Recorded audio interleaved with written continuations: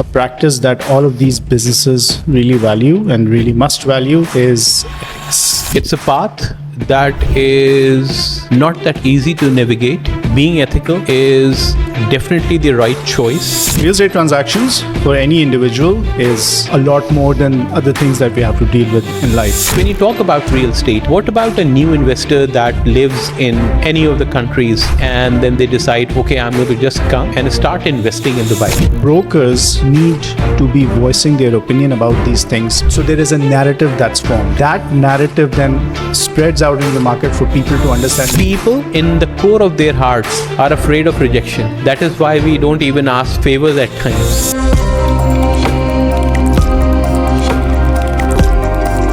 Hello everybody, this is another hostile, not so hostile takeover of Capella It's not Property. hostile anymore. We see you every week. Yes, It's not hostile anymore. hostilities can emerge. Hopefully Takeover not. of Capella Properties, Capella Podcast. After a long time, I think I'm appearing on this on this podcast. Yes. But I think you were missing this. I was missing the spotlight. Plus, credit to you, you've also been very active in bringing very engaging and useful speakers to the They podcast. were dynamic as well, like from all across the board, right? from all walks of life. All we had, walks of we have now we had, and we are still lining up a lot of our guests who are from different walks of life, and that gives us a very unique perspective into their lives and how do they see real estate development and how they see the growth pattern of Dubai. So different nationalities, different ethnic backgrounds, different Why do you think financial it's- acumen. Why do you think it's important to show that from your platform, from a mainly a real estate platform? Why do you think it's important to show somebody in the education industry, somebody in the fashion industry?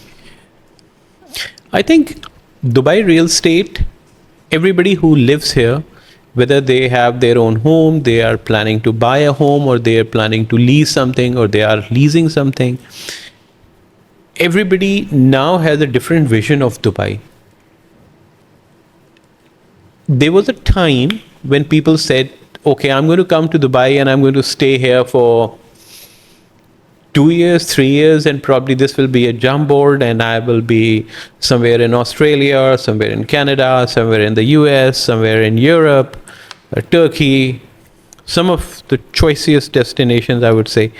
And Dubai is just a stopgap arrangement for me. What I see now over the period of, I've been here well over a decade, nearing to around 15 years now, people have not just considered this a jump board, but actually considered Dubai a home. So when you consider this place a home, that means you have longer vision for that place, and that you are planning to put down your roots as well. So putting down those roots gives you a different perspective on that place, and then you are more curious as to where the real estate is going, where the economy is going, where the GDP is going, And how your and future how- aligns with all of that. Exactly, and how can I get the best value for money for the investments that I plan to make in this city? So I think Dubai is a home for all of us now. So, talking about all of these businesses, different, you had somebody from the wealth management industry a couple of weeks ago. A lot of different walks of life. One thing that is common between all of these businesses, a practice that all of these businesses really value and really must value, is ethics. Ethics is the core. Which is of all the this. topic of our conversation today. And not a very easy topic to discuss. Why is it not an easy topic to discuss? Why do you say that? Is it hard to be ethical? Is it easier to shove things under the rug? What is it? It's a path less traveled. It's a path that is not that easy to navigate. Being ethical is definitely the right choice, but at times the shortcuts just seem so easy, so lucrative. So to remain focused on ethics is of paramount importance, but at the same time, it's not very easy. Do you think real estate industry is more susceptible to, more vulnerable to unethical practices because of the amount of money involved in transactions, because of what people have to gain, which is different? Real estate transactions for any individual, the magnitude size of those transactions is a lot more than other things that we have to deal with in life. Do you think real estate practice is more vulnerable to unethical practices in your experience? I think it is, but at the same time, I think it is, but at the same time, look at the reasons why is it more. I'll give you an example. If you are here in Dubai and you're living here for a number of years, then you are conforming to the ethics that are being exhibited in the city. There are certain guidelines, there are certain parameters. Dubai is very cognizant of the fact that there are 175 nationalities approximately that are dwelling here. Out of those 175 nationalities, then people conform to a single unit, which is the Dubai lifestyle. You have very ethical practices being exhibited across the board within Dubai. But when you talk about real estate, what about a new investor that lives in any of the countries and then they decide, okay, I'm going to just come and start investing in Dubai? Somebody who is not familiar part with of the this Dubai identity. Not Dubai identity, they are not a part of the ecosystem here. So they come with their own preconceived notions about Dubai. They come with their own set of ethical, moral, financial values, and they are not a part of the Dubai ecosystem till now. For example, a first-time investor, I'm not saying buyer, because a first-time buyer can be a person living in Dubai for 20 years or 10 years or 15 years. And there are many of those now. There are many of them now. There are many of them now. Consider a person who is FOB, fresh on board. That person can be coming from any part of the world. They have their set matrix because of what their environment dictated. And that environment has inculcated in their personality.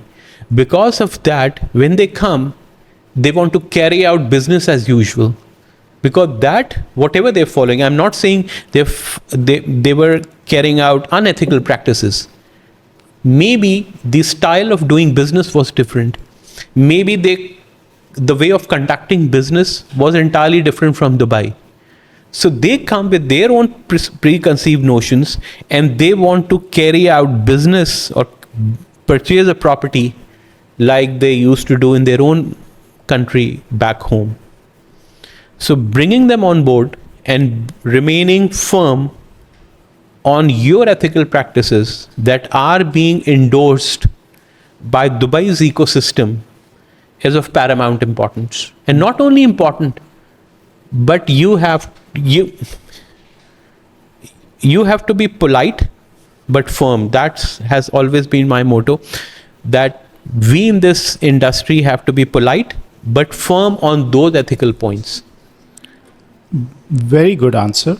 I really liked where you took this, and I'd like to add that this also goes, you're talking about buyers or sellers or people who engage in the market. The thing, or to your point, it also has to do with people who come and join the real estate industry as brokers. A lot of those people are coming from different countries, different experiences, different length of experiences. And when they come here, sometimes maybe you can argue that they find it challenging to align themselves with the Dubai code of ethics, or yes, right? So that also plays a part. So both the buyers, seller, and I would say the real estate consultant involved in this, there are three variable factors here. You have a buyer who may or may not be very well aligned with the way things are being happening in Dubai. And you must also understand that Dubai has come a long way from 2000, 2005, 2006, 2008 to 2024. So if I visited Dubai back in 2010 and I have a preconceived notion of how things were happening in Dubai in 2010, Dubai is a very progressive society. As a society, I would say, both in terms of ethical values and in terms of the system and processes and procedures that are now firmly embedded in the system in the real estate industry, they have evolved. Now, has the buyer seller evolved to that level?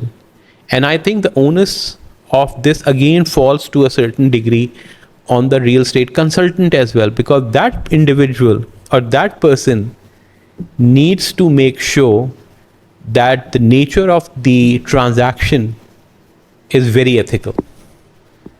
Even if the buyer and seller, I'm not saying are unethical. I'm saying they have a different modality, they have a different way of doing business. This person is a part of Dubai ecosystem, the real estate consultant. This person is a part of the real estate industry, and all the norms and ethics being adapted here, being placed in the system, being tweaked in the system, that individual needs to understand those and make sure that he conveys and transmits this information both to the buyer and seller. No, 100%. I was saying to somebody, one of our common acquaintances, well, your friend, my acquaintance, that there isn't a question that I can ask him and he can't answer. And the last 5 minutes were an evidence of that. Because I don't know a lot of people who will be able to very simply and clearly. I tend to ask questions that I'm They're thought-provoking. curious about, and there are very few people who take my curiosity to the next level because of with their answer. That's what happened just now. I'm just curious to know what was the response of my friend. No, of course, an affirmative response. They shared my opinion as well. One of the reasons I chose ethics as a topic was I hear the term kickbacks talked about a lot in the industry. I've spent years and years listening to real estate agents ranting about it and saying what a bad practice it is.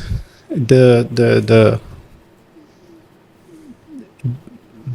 situation is thrown over at both agents and property buyers in equal measure. Both parties are to blame in equal measure. Let's not talk about agents right now. I want to talk about, to what extent do you think property buyers are to be blamed for this kickback eventuality? In any transaction, there are two parties. Any transaction. One person would offer to give certain compensation to another party. So there is a person who's giving that compensation, there's a person who's receiving that compensation, right? Now, in this case, a kickback is asked by the buyer. The buyer would say, okay, you're getting 5% or 6% or 4%, whatever the percentage is. Let's take an average of 5%. You're getting a 5% commission from the developer. I would like to have 50% of that back in my account when you receive your commission. Or else I'm going to go to another person who's willing to do this. I'm going to go to another individual. I'm going to go to the developer's office. So let's not first of all talk about the agents or the developers or whatever the practices were. In my humble opinion, if this person who's the buyer and the buyer is asking you, that means what that establishes? They do not have a firm belief on the nature of services that you're offering and your competency level. You see, everything corresponds to value for money. Are my services valuable enough to be compensated by that 100% commission from either the buyer himself or that commission that I get from the developer in terms of a primary sale? So if you're carrying out a primary sale, that means I would be getting commission from the developer. The buyer can also compensate me. There's no hard and fast rule that I can only claim a commission from the developer and not ask the buyer to also compensate me. But if he thinks or she thinks that the buyer, that yes, this is the extent of services that you're offering, and I don't think that is value enough for me to let you have that 100% commission. So you, as a real estate professional, I think have not put across the value addition that you're bringing to the table, the value proposition that you're bringing to the table. How valuable is my time and my expertise? As a real estate consultant, you're bringing two things to the table: your time and your expertise.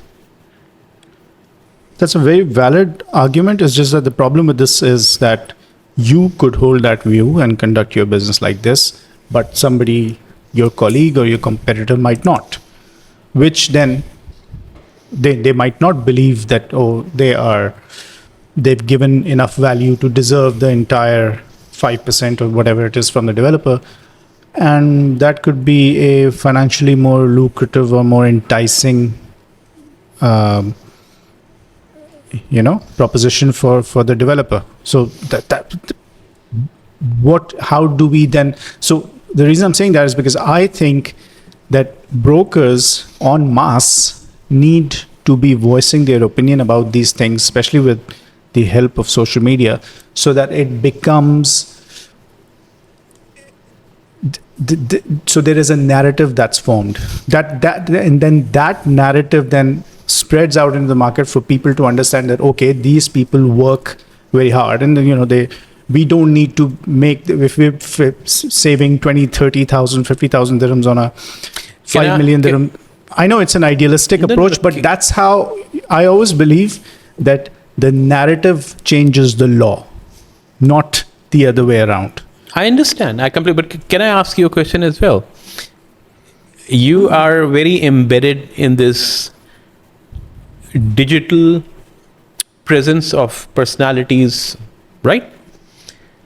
How many times when you come and you conduct those podcasts, and that is your bread and butter, right?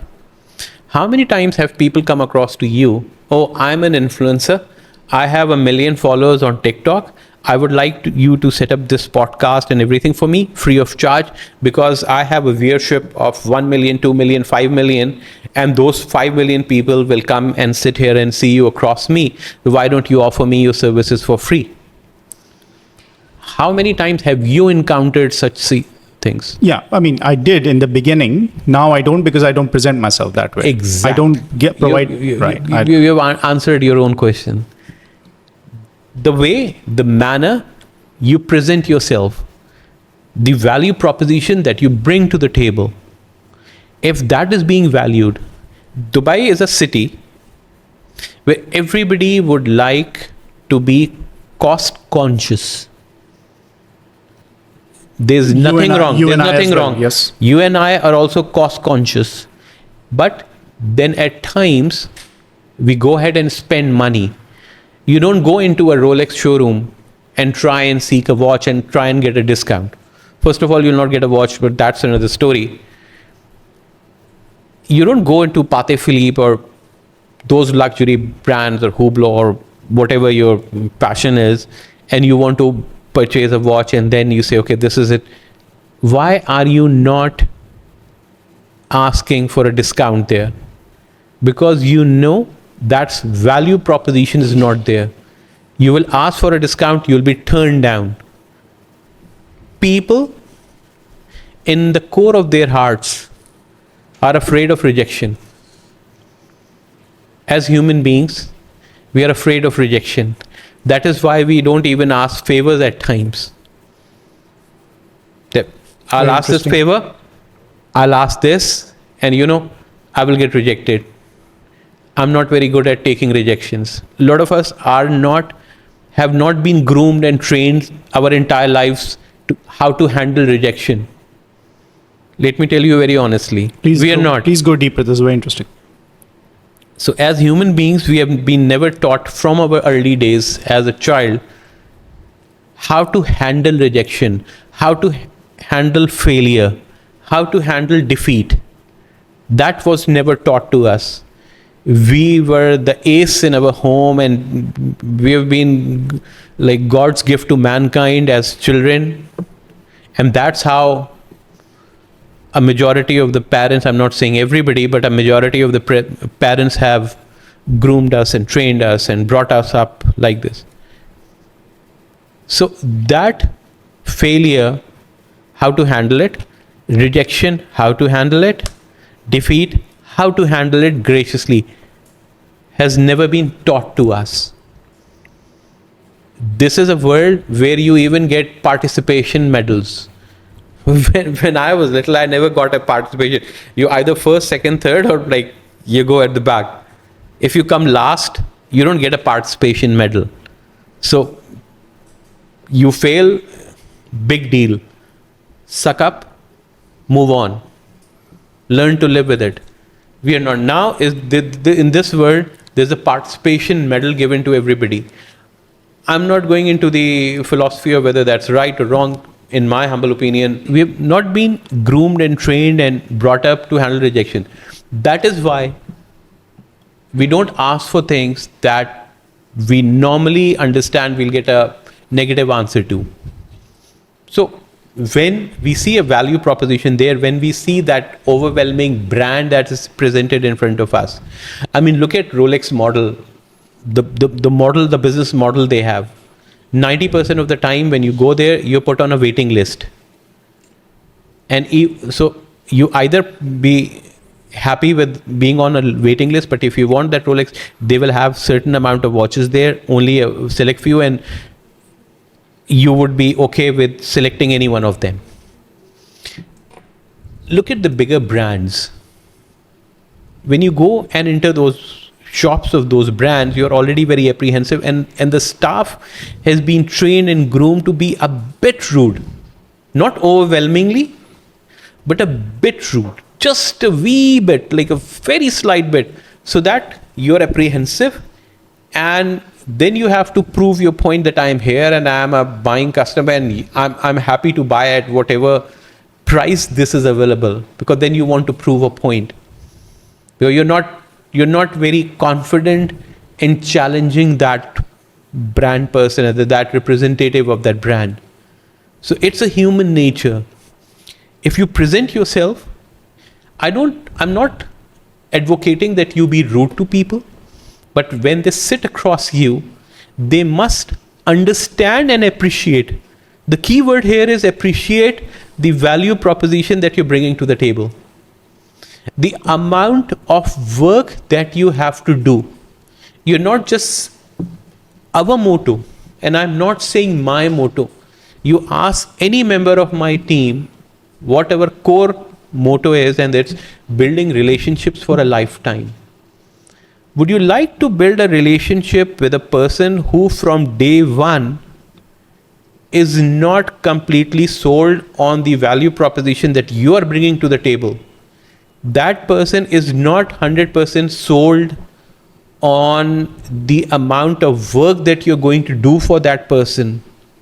They are not 100% sure of your capabilities, of your value proposition. So how would you build a relationship with that person? Be it in your personal life, be it in your professional life. It will never work. So either you let go of that client, you try and bring that value proposition. If they can appreciate it, perfectly fine. If not, then every deal is not supposed to be conducted.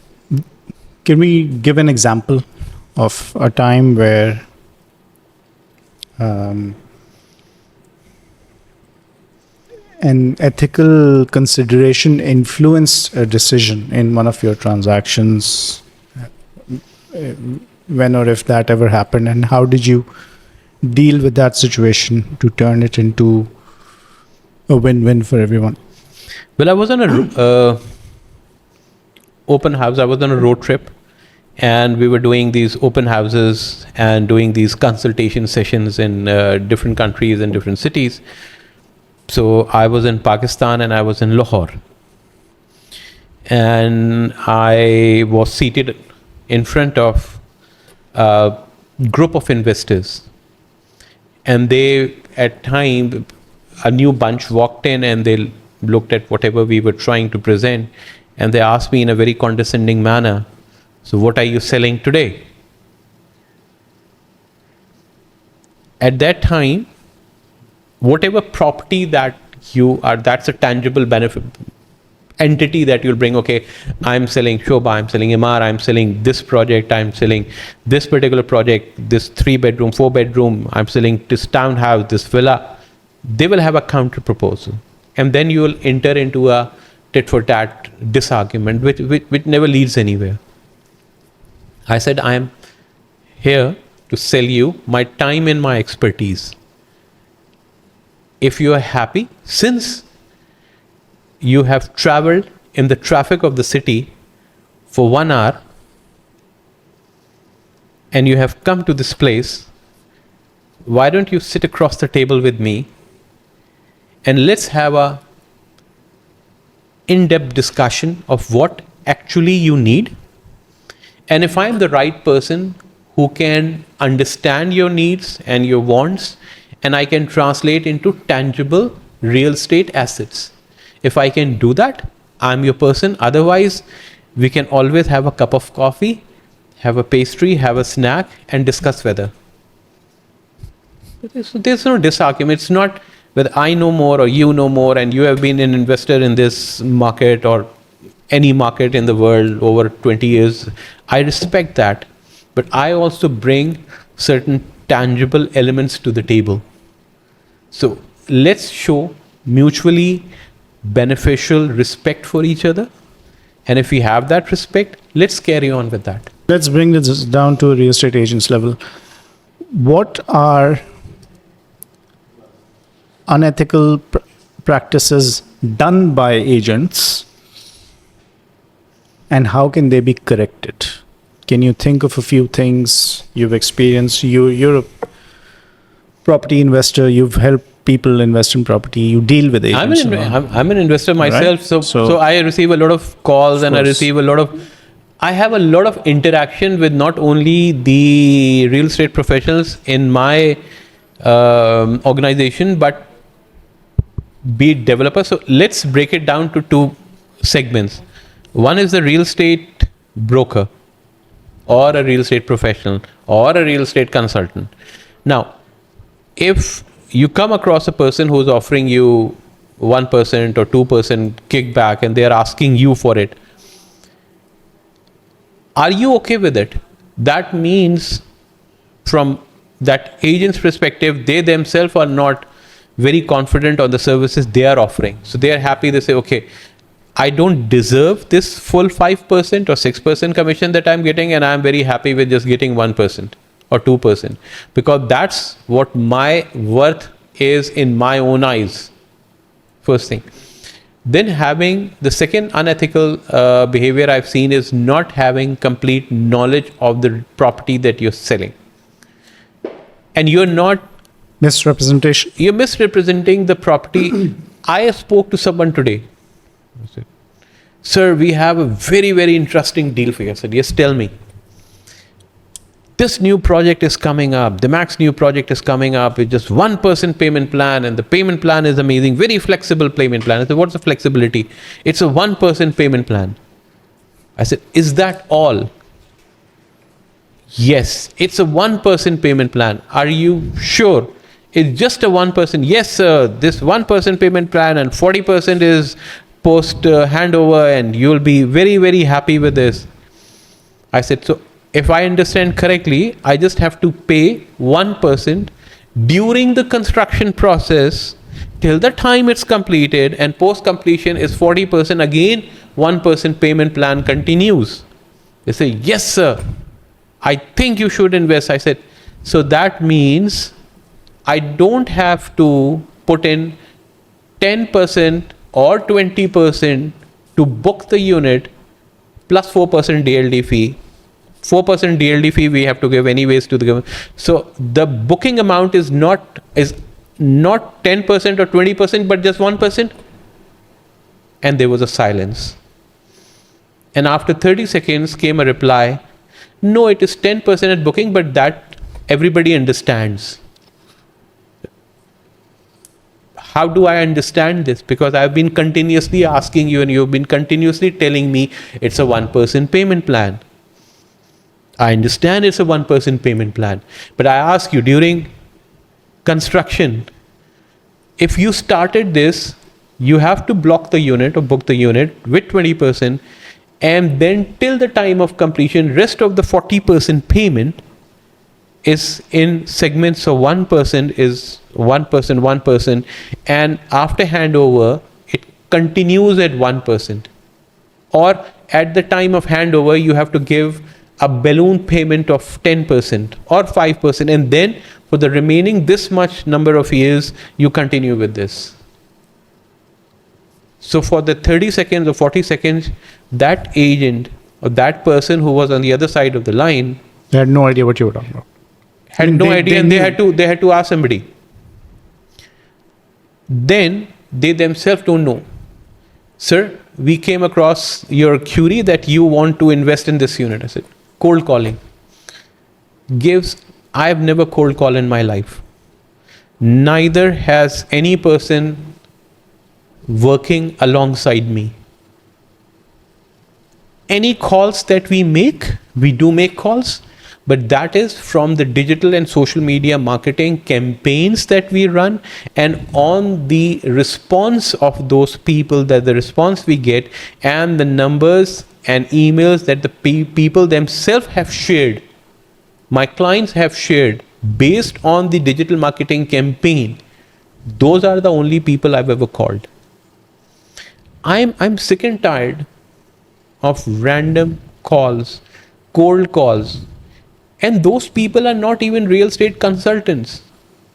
They will ask me, we have, this is a property that you're selling? Okay, I'm selling it. Sir, can you share the details? Okay, are you an agent? Yes. What do you think is the value of my unit? Sir, share all the details with me. I'll let you know. Okay. What's your RERA number? When I ask them, sir, I'm sorry, I can't tell you that. You want me to share my title deed, my complete email address, contact details, property details, everything. You're not willing to share even your... Yeah, it's a mess. What else? Bring me in. Okay. Number 3. How many times have you received a call? Sir, this is a one-off deal. You need to buy it today. Share the information. Whatever, you need to come and see this unit, and orders on a Sunday morning at 10. Have you ever received a call? Sure. And what is your response? No, it's very annoying. It's completely unethical and unasked for, uncalled for. Why do you think people do that, continue doing that? Why do you think new agencies continue doing that? You know who does that? It's a very, very important aspect. Because of the real estate scenario that we have right now, a lot of new agencies are coming on board. They have not been 100% absorbed into the system, and the people they are bringing in are very raw. They are not hardcore real estate professionals, and they have not been embedded and absorbed by Dubai's system as well.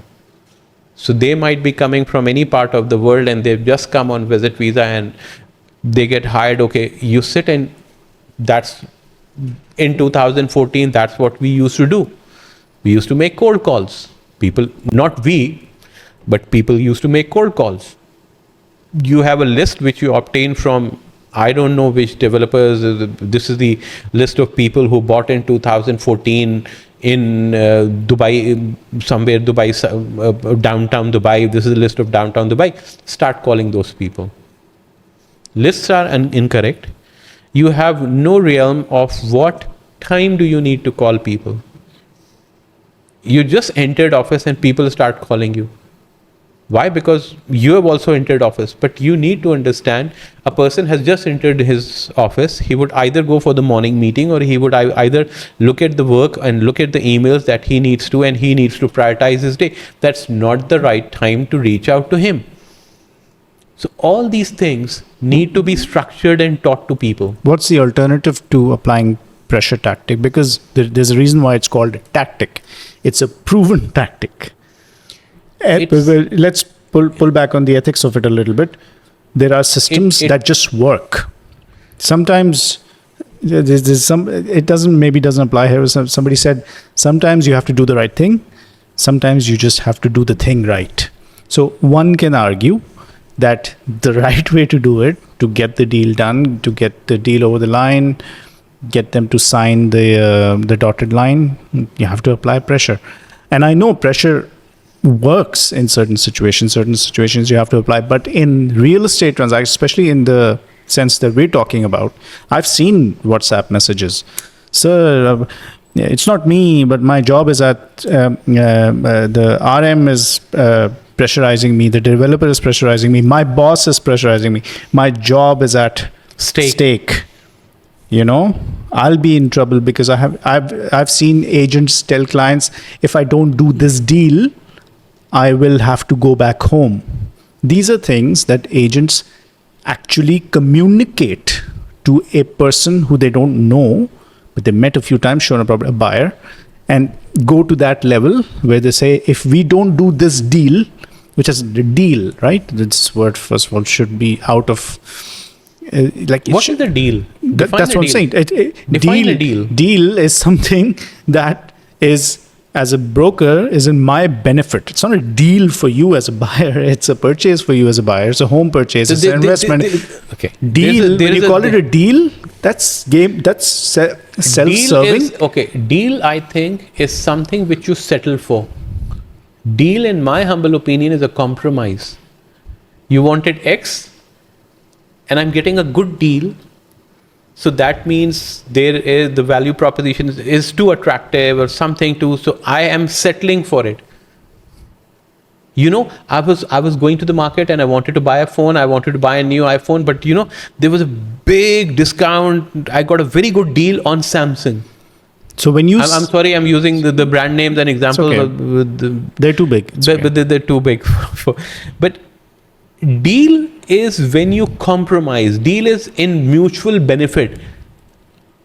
You are not supposed to make a deal. As a real estate consultant, your job is to understand the requirements of your clients and to offer them the best possible solution in the real estate. You are a solution provider. You're not a deal maker. You're a solution provider. People come to you with their financial... I would say, I have money and I want to buy a home. I want to buy a house, which I will call a home. Help me, guide me in making this decision. Where the deal element in this comes in. So when an agent... This is the language that the agent uses with the buyer... That is, again... Imagine the consequence that's having on these are dinosaurs. My point is that there is no element of deal. The moment I utter the word deal in a real estate transaction, that means it's a mutually beneficial for the agent as well, and I'm getting something in return. Yes, I am getting the compensation for the time and effort that I've put in resolving my client's problem. He has a need. I'm assisting him in getting the resolution for that need. This is, you may say, and people always tell me, Asim, this is just a twisting of words, but it's not. And I'm an ardent believer of this fact that this is a thought process, this is a way of thinking, this is your belief system that you bring to the table. It's a mindset thing. It's a mindset. You have to create that mindset. Now, the people who are coming fresh on board, the guy has been in this city for the last 1 month, and you're just telling him, okay, this is a list, you need to call 100 people. So all he's going to learn are multiple new abusive terms in 50 different languages. So that's the extent of that interaction. Why would you call somebody at 10 in the morning on a Sunday and expect him to listen to you without you understanding if they actually need a real estate transaction, if there is a genuine need for a real estate? Does that person actually need a house or a home or an apartment for his living, for his investment? And that too, boss, why would you call somebody at 10 in the morning? Yeah. It's On a Sunday? It's criminal. Moving on, so we can wrap up this session. Last question. I'm interested to know, looking ahead, how do you see the industry shaping up as far as ethical practice is concerned? Is there something coming up, or is there something that's already there that's going to change it, make it better, trim the fat a little bit and get things? I think the way the Dubai Land Department is putting systems, processes, and procedures, and I'm a stickler for it. The way the Dubai Land Department is putting in systems, processes, and procedures, and I'm a stickler for those processes and procedures. I'm a hardcore engineer at the core. And I believe that these systems, processes, procedures, and you have to follow these if you want to remain in this industry. So what will happen? That the unethical players are getting shunted out every day. You have to have access to that property. If you're a real estate consultant and you want to sell something, you need to understand that property in detail. The covered area, the number of bedrooms, the number of washrooms, the square footage, the cost per square feet, the analysis, the analytics. Now, with the advent of AI is going to further support the client in making a well-informed decision. So if the AI is guiding you towards something and your agent is completely unaware and they're guiding you towards something else, then these two will not correlate and these two will not match. And based on this factor, there will be a disharmony. And this disharmony would further make sure that the unethical practices and the people who do not know what they're talking about would go out of business, and they will be dinosaurs and they will be replaced by competent people.